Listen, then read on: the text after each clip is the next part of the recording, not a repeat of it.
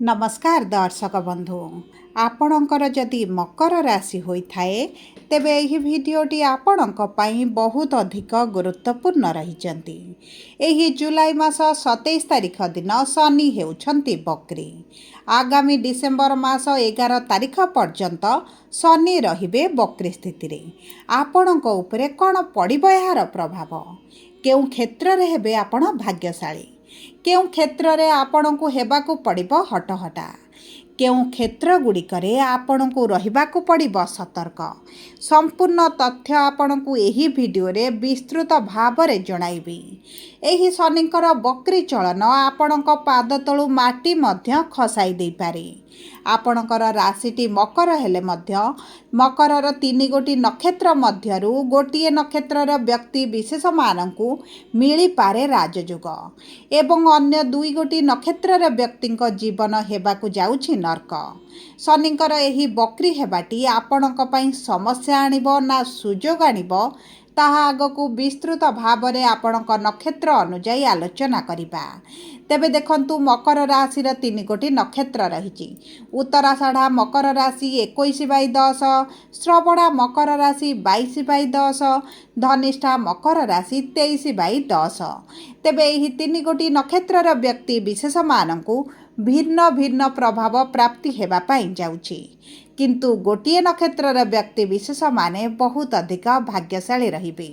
दीर्घ दिनर संघर्ष, दीर्घ दिनर समस्या आपणकर समाप्त हेबो। तेबे आसंतु विलंब न करी कार्यक्रमटी को आगको बढ़ाइबा। किंतु भिडियोटी आरंभ करिबा पूर्वरु जदि आपणकर भी मकर राशि होइथाए एवं आपण भी ईश्वर को आंतरिक भक्ति एवं विश्वास करंती तेबे भिडियोटी को लाइक करंतु। कमेंट बॉक्स रे जय जगन्नाथ जय माँ लक्ष्मी अवश्य लिखि दियंतु। ता सहित आम सह जोगाजोग करिबा पई भिडियोर मध्य भाग रे एक व्हाट्सएप नंबर टिए दिया जाइछि।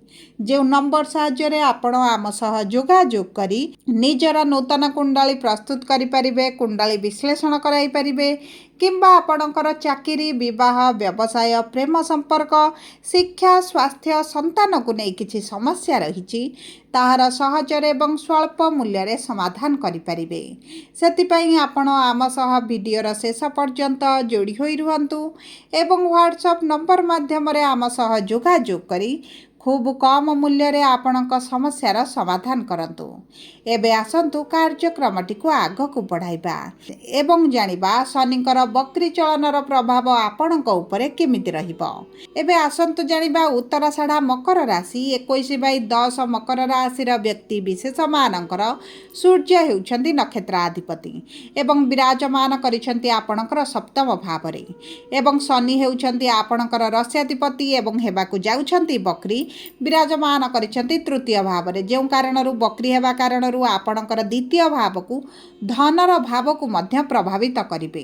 ता सहित शनिकर 3टी दृष्टि रही थाए, तृतीय दृष्टि, सप्तम दृष्टि एवं दशम दृष्टि। शनिकर तृतीय दृष्टि आपणक पंचम भावकू रहिबो एवं सप्तम दृष्टि आपणकर भाग्यर भावकू, दशम दृष्टि आपणकर द्वादश भावकू रहिबा पाई जाउछि। देखंतु तृतीयस्थ शनि शुभ फल प्रदान करिथांती, तेणु करी शनिकर गोचर हेबाटी, शनिकर बकरी हेबाटी आपणक पई एतेडा समस्यादायक रहिबो नाही। किंतु जेहेतु भाग्यर भावकू शनिकर सप्तम दृष्टि रहुछि, भाग्य केतेकांशरे आपणक साथ न देई पारे। किंतु आपणकर जदि पूर्वरु विदेश ग्रस्त जीवार थिला, किछिटा रोजगार बढ़ाइबा पई विदेश जीवा पई चाहुथिले, विभिन्न प्रकार कारण समस्या अवसत आपण विदेश जाई पारु नथिले, तेबे आपणक विदेश जीवा पई रास्ता प्रशस्त होई जिवो। टिके चेष्टा करिबा मात्रे ही आपणको विदेश ग्रस्तर उत्तम सुजोग मान प्राप्त हेबो। आपण जदि वैदेशिक मुद्रा रोजगार करूछंती आपणकर मध्य रोजगार रे वृद्धि घटिबो, उन्नति घटिबो एवं विदेश सहित जदि आपणकर किछि कारोबार रहिछि सेही क्षेत्र रे मध्य शुभ फल प्राप्त करिवे।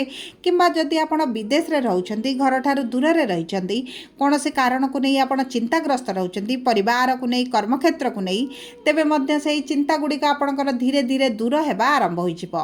तृतीयस्थ शनि माने आपणकर तृतीय भाव ऑनलाइन रिलेटेड कारोबार जदि किछि करूछंती किंबा आपण आईटी फील्ड एआई सेक्टर रे कार्यरत अछंती, तेबे आपणकर किछिटा समस्या बढ़ी पारे, मानसिक दुश्चिंता बढ़ी पारे, किंतु आपणको बड़ बड़ सुजोग मान मध्य प्राप्त हेबो। आपणको कैरियर क्षेत्र में आप ग्रोथ देखिए।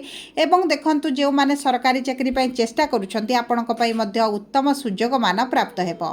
संतानक सुखरे वृद्धि घटिबो। दीर्घ दिन हला संतान सुखरु जदि वंचित रहितले आपणक संतान प्राप्ति मध्य होई पारे। एवं ता सहित आपणकर शुक्र जेहेतु भाग्यर विराजमान करिसंती आपणकर किछिटा जदि पूर्वरु जिनिस किनिबा पई मनस्थ करिथिले एवं क्रय करि पारु नथिले सेही सब जिनिस मध्य आपण क्रय करि पारंती। आपणक कर्म क्षेत्र रे उत्तम फल आपणकु प्राप्त हेबो। जदि आपणकर किछिटा कर्म क्षेत्र संबंधित समस्या चलीची सेथिरे मध्य धीरे धीरे आपण समाधान आड़कू गति करिवे। एबे आसंतु जानिबा श्रवण मकर राशि 22/10 मकर राशि व्यक्ति विशेष मानकर नक्षत्र अधिपति होउचंती चंद्रमा। चंद्रमा हेउचंती आपणकर सप्तम अधिपति विराजमान करिसंती देवगुरु बृहस्पति एवं सूर्य। गुरु आपणकर सप्तम भाव रे विराजमान करी लग्नर भाव को शुभ दृष्टि प्रदान करुथिबारु क्यारियर रे ग्रोथ देखिबे। स्वास्थ्य रे उन्नति देखिबे। वैवाहिक जीवन में शांति देखिए। पूर्वर जदि समस्या रही पति पत्नी मध्य कलह भली परिस्थिति रोला। पारिवारिक स्थिति उत्तम रही नाला। मानसिक दुश्चिंता रोचे। अर्थ को नहीं समस्या बढ़ी तेबे से सब क्षेत्र में आप शुभाशुभ फल प्राप्ति करेंगे। बह अति प्रबल जोग बनवा सहित जदि आपंकर पूर्वर बह ठीक हो पार ना बयस अतिक्रम करगला आपण बह विभिन्न प्रकार बाधा विघ्न समस्या आसूला तेबे आपन को बह हो पारे। यही समय मध्य बुध जेहेतु षष्ठ भाव रही आपण यही समय मध्य धार करज करने जदि दूर रहा आपण उत्तम रहिबो। नचेत आपणकर ऋण करज वृद्धि घटिपारे। जदि आप लोन पर चेष्टा करुछंती तेबे मध्य लोन किछिटा विलंब देखिपारती समस्या देखिपारती किंबा लोन सुझिबापई मध्य किछि ना किछि समस्यार सम्मुखीन होई पारती। पैतृक संपत्ति को नहीं किछिटा झगड़ा मनमालिन भली परिस्थिति मध्य देखा दे पारे। ता सहित आपणकर जदि किछिटा अर्थ फसिकी रहितला आपण पाइबा पई चाहुतिले आपणकर किछिटा दिन गड़ी पारे विलंब हो पारे किंतु आपणक अर्थ आपणको प्राप्त हो मेडिकल रे किछिटा अर्थ आपणकर खर्च हो पारे। शनिकर दशम दृष्टि द्वादश भाव को थिबा कारणरू आपणकर निज पई हेउ परिवार प्रियजनक पई आपणकर मेडिकल रे किछिटा अर्थ खर्च हो पारे।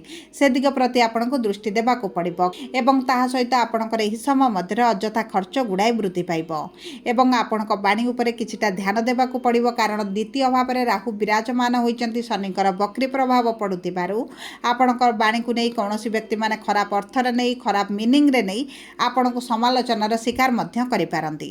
एबे आसंतु जानिबा धनिष्ठा मकर राशि 23/10 मकर राशि व्यक्ति विशेष मानकर मंगल हेउछंती नक्षत्र अधिपति।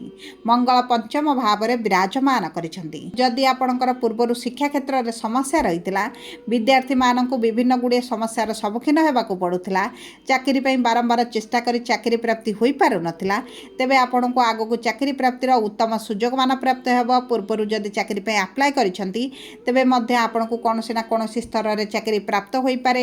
एही समय मध्य रे जदि आपण विदेश जांती चाकरी प्राप्ति पई तेबे मध्य आपणको पई बहुत भलो समय रहिबो। आपणकर अर्थ संचय रे किछिटा हानि देखि पारंती। आपणकर कोनोसी ना कोनोसी मार्ग रे अर्थ खर्च कारणरू आपणकर एही समय मध्य रे आर्थिक स्थिति मध्य शोचनीय आडकू गति करि पारे। जदि आपण पूर्वरु सेविंग्स रखिचंती तेबे मध्य आपणकर सेविंग्स अर्थ मध्य खर्च होई पारे किंतु यही खर्चटी आपको संतुष्टि प्रदान करिबो। आपणक गृह किसी शुभ कार्य मांगलिक कार्य अनुष्ठित हो पारे जो कारण अर्थ मध्य खर्च हो पारे। एवं देखंतु आपणकर चतुर्थ अधिपति मंगल आपणक पंचम भाव में विराजमान करिथिबारु प्रेम संपर्क रे तिक्तता देखा दे पारे। पूर्वरु जदि संपर्क रे किछिटा मनमालिन मतभेद भली परिस्थिति चलीची तेबे मध्य संपर्क ब्रेकअप भली परिस्थिति रे मध्य पहुंची पारे। से दिग प्रति आपनको ध्यान देबाकू पड़िबो। जदि आपण कोनोसी प्रतियोगिता रे भाग नेउछन्ते तेबे भाग्य आपणकर सपोर्ट रे रहिबो किंतु आपणकर अष्टम भाव में केतु विराजमान करिथिबारु आपणकर किछिटा कोर्ट कचेरी केस रे मध्य फसी पारती। जदि आपण एही समय मध्य बुद्धिमान सहित निष्पत्ति नियंती गुरुजन किंबा गुरुतुल्य व्यक्ति ठारू किछिटा परामर्श नै कार्य आरंभ करते आपणक पई शुभदायक रहिबो। आपण जदि पार्टनरशिप रे किछिटा कार्य आरंभ करिवे तेबे आपणको सेतरे शुभाशुभ फल प्राप्ति हेबो किंतु आपणक पार्टनर सहित किछिटा मनमालिन मतभेद भली परिस्थिति मध्य देखि पारंती। जदि आपण स्वयं रो किछिटा कार्य आरंभ करिबा पई चाहुचती सेतरे आपण किछिटा बाधा विघ्न विलंब देखि पारंती किंतु आपनको सेतरे सफलता प्राप्ति हेबो। एही समय मध्य आपणक धैर्य शक्ति को वृद्धि करंतु। आपणकर कोलेस्ट्रॉल को नहीं किंबा आपणक फूड पॉइजनिंग को नहीं खाद्य हजम प्रक्रिया को नहीं किछि ना किछि समस्या आपण देखि पारंती। जदि आपण दूर यात्रा तीर्थ यात्रा करूचंती खाद्य पानी उपरे विशेष भाव में ध्यान दियंतु। गला पाटी तंटी रे दांत रे किछिटा समस्या देखिबा सहित आपणकर स्नायु जनित समस्या मध्य देखा दे पारे। सेति प्रति प्रति आपणक स्वास्थ्य को नहीं बहुत अधिक सतर्क रहिबे। सबु परे अशुभत्व को दूर करी शुभाशुभ फल वृद्धि करबा पई आपण प्रत्येक दिन सूर्य को प्रातः समय जल अर्पण करंतु। संध्या समय शनिकर बीज मंत्र 108 थर पाठ करंतु। महादेवंकर उपासना करंतु। छोट छोट पक्षी मानक किछिटा खाद्य देबा पई आपणक पई अत्यंत शुभदायक रहिबो। जदि आपणकर मकर राशि होइता भिडियोटी किभଳି लागिला कमेंट बॉक्स रे लिखि जणातु।